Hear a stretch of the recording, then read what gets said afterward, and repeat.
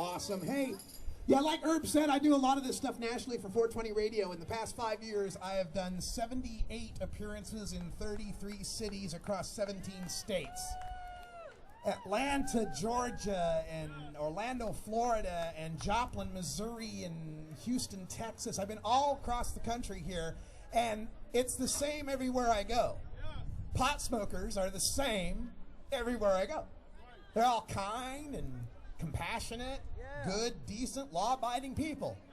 Well, except that one law. But other than that, really good people, and there's no reason any of them deserve to be treated like second-class citizens. And as we do this activism, one of the problems that comes along is people don't take it seriously.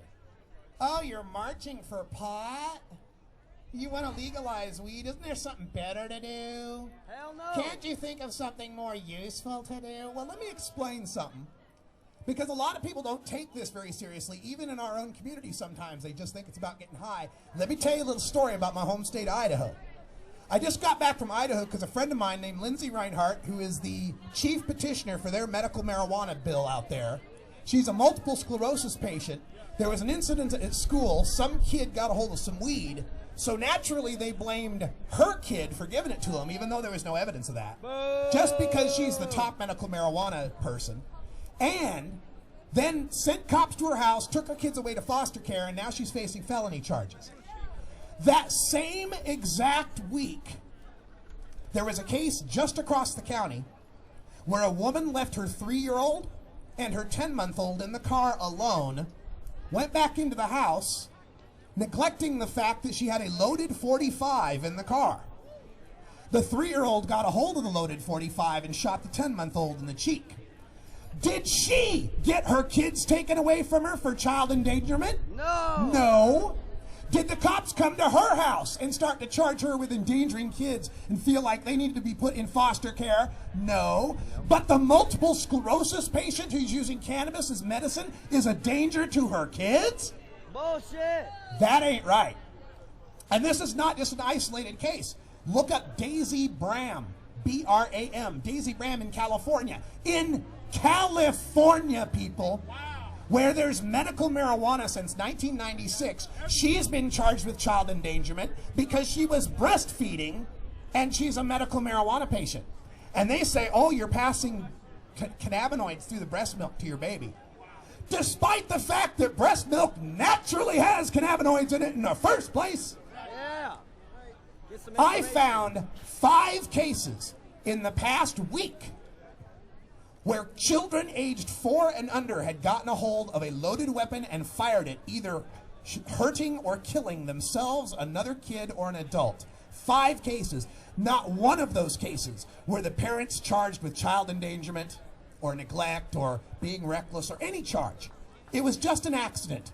Oops, you left your kid alone with a loaded weapon. Oops, just an accident.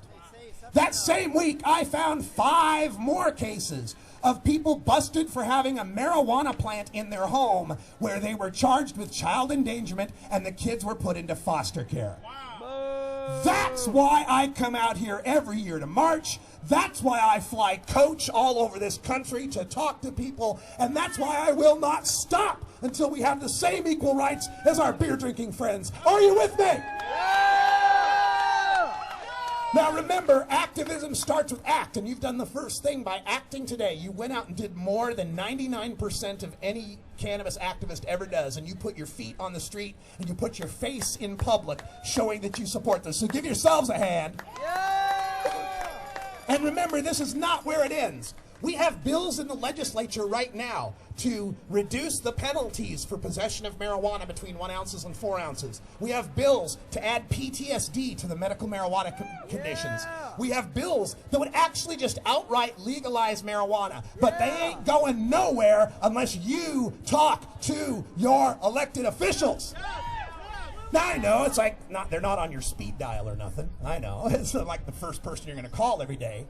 But talk to this guy, National Cannabis Coalition. Talk to this guy, Oregon Normal. Talk to any of the activists, longtime activists out here, and I'm sure they can turn you on to Oregon Normal, National Cannabis Coalition, SAFER, MPP. I don't care what acronym you want to put behind your name, as long as you're marching with me for freedom. Yeah. So let's do it. Let's stick together. Talk to your legislatures. We can get positive progress here in Oregon.